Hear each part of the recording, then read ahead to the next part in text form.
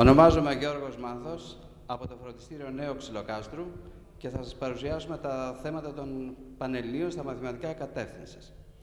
Μια μικρή κρίση πρώτα για τη δυσκολία των θεμάτων. Το πρώτο και το δεύτερο θέμα ήταν μάλλον εύκολα. Από εκεί και πέρα έχουμε μια κλιμακωτή δυσκολία. Το τρίτο αρκετά δύσκολο, το τέταρτο πολύ πιο δύσκολο ακόμη. Οι απαντήσεις των θεμάτων έχουν ως εξής. Πρώτο θέμα. Το α ερώτημα είναι απόδειξη ενός θεωρήματος στη σελίδα 251 του σχολικού βιβλίου. Το β ερώτημα είναι ορισμός στη σελίδα 213 του σχολικού βιβλίου. Το γ ερώτημα είναι να χαρακτηριστούν ως σωστό ή λάθος 5 προτάσεις. Έχουν ως εξής. Η α σωστή, η β σωστή, η γ λάθος, η δ λάθος, η ε λάθος. Περνάμε στο δεύτερο θέμα. Μας δίνει ένα μηγαδικό αριθμό. Το πρώτο ερώτημα λέει να βρούμε την ευθεία πάνω στην οποία βρίσκονται οι εικόνες του ζ. Ονομάζουμε το 2 λάμδα και 1 χ, το 2 λάμδα μείον 1 ψ. Αφαιρούμε κατά μέλη τις δύο σχέσεις και προκύπτει η ευθεία χ πλην ψ ίσον 2. Το β ερώτημα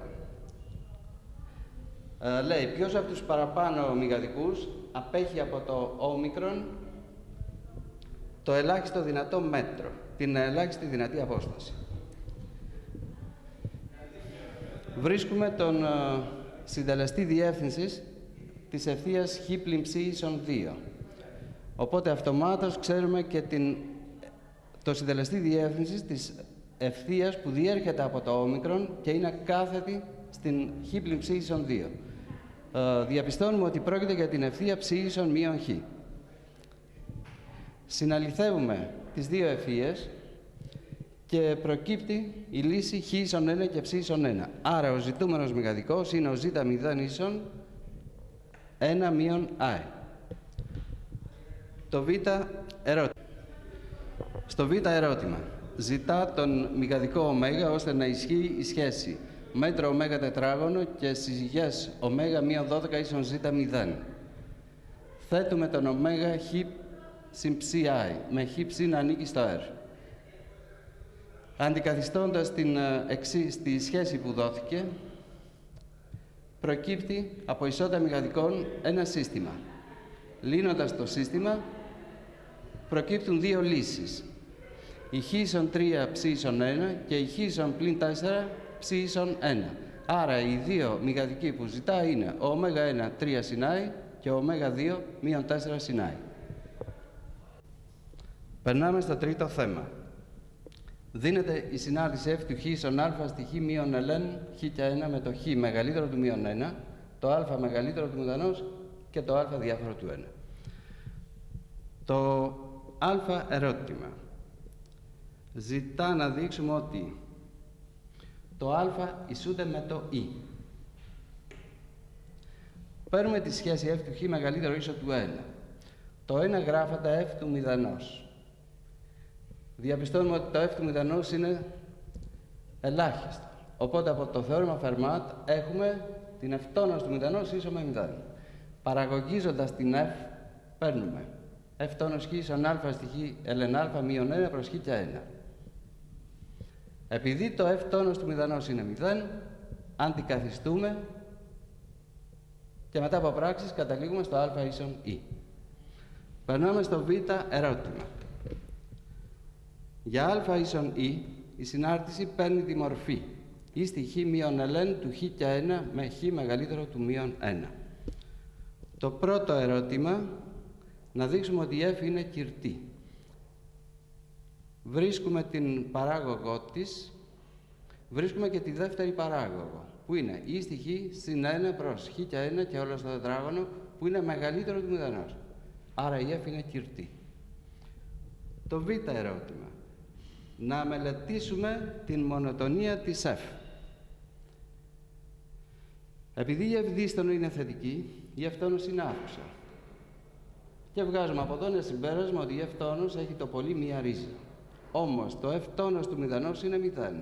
Από εδώ συμπεραίνουμε ότι η χ ίσο 0 είναι η μοναδική ρίζα της ευτόνος. Κάνουμε τον πίνακα μεταβολών, βρίσκουμε το πρόσημο της ευτόνος που είναι πλην στο πλην 1 0 και συν στο 0 άπειρο και η μονοτονία της F έχει ως εξής. Στο ανοιχτό πλην 1 κλειστό 0 είναι γνήσια φθήνουσα και στο κλειστό 0 ανοιχτό συνάπειρο είναι γνήσια αύξουσα. Στο γάμα ερώτημα δίνει μια εξίσωση στην οποία κάνουμε ένα μετασχηματισμό. Πολλαπλασιάζουμε με χ πλην 1 χ πλην 2 και έτσι ορίζουμε τη συνάρτηση η του χ f του β μείον 1 επί χ πλην 2 και f του γ μείον 1 επί χ πλην 1. Η η του χ είναι ορισμένη και συνεχή στο κλειστό 1-2. Το η του 1 αντικαθιστώντας βγαίνει 1 μείον f του β. Το η του 2 f του γ μείον 1. Επειδή από το α ερώτημα το f είναι μεγαλύτερο ή ίσο του 1 και το β γ δεν είναι 0 από την υπόθεση, έχουμε ότι το η του 1 είναι αρνητικό και το η του 2 θετικό. Από το θεώρημα Μπολζάνο, επομένως, υπάρχει ένα τουλάχιστο α που ανήκει στο ανοιχτό 1-2, ώστε η η του α ίσο 0. Περνάμε στο τέταρτο θέμα. Αυτό είχε και τη μεγαλύτερη δυσκολία. Το πρώτο ερώτημα. Να δείξουμε ότι η J είναι συνεχής στο κλειστό 0-2. Βρίσκουμε το J του μηδενός από τον τύπο της J. Το J του μηδενός είναι 6 επί αυτό το όριο. Με τον κανόνα Λοπιτάλ βρίσκουμε ότι το όριο είναι 1 δεύτερο, 6 επί 1 δεύτερο ίσον 3. Στη συνέχεια θα βρούμε το όριο της J όταν το χ τίνει στο 0. Παίρνω το όριο της η του χ προς χ. Αντικαθιστώ και ξανά με το κανόνα Λοπιτάλ βρίσκω ότι είναι το όριο της χ ευχ προς 1. Αντικαθιστώντας το χ0 βρίσκω το όριο να είναι 0. Το όριο της J του χ τώρα είναι το όριο αυτού που είναι 0 πλην 0 συν 3. Άρα το όριο είναι 3. Επειδή το όριο της J του χ με το χ να τίνει στο 0 ισούται με το J του μηδενός, η J είναι συνεχής στο 0. Οπότε είναι συνεχής και στο κλειστό 0,2 που είναι το ζητούμενο. Β ερώτημα. Να δείξουμε ότι η J είναι παραγωγήσιμη στο ανοιχτό 0,2. Αυτή λοιπόν είναι η J που δίνεται από την υπόθεση. Επειδή η F είναι συνεχής και η η παραγωγήσιμη, η J είναι παραγωγήσιμη με J τόνος, η τόνος επί χ μείον η προς χ τετράγωνο μείον f χ. Συνεπάγεται και αντιστρόφως, J του χ ίσον χ ευχ επί χ μείον η του χ προς χ τετράγωνο μείον f του χ. Κάνουμε διάσπαση στο κλάσμα, πράξεις και καταλήγουμε στο ζητούμενο. J τόνος χ ίσον μείον η του χ προς χ τετράγωνο με το χ να ανήκει στο ανοιχτό 0,2.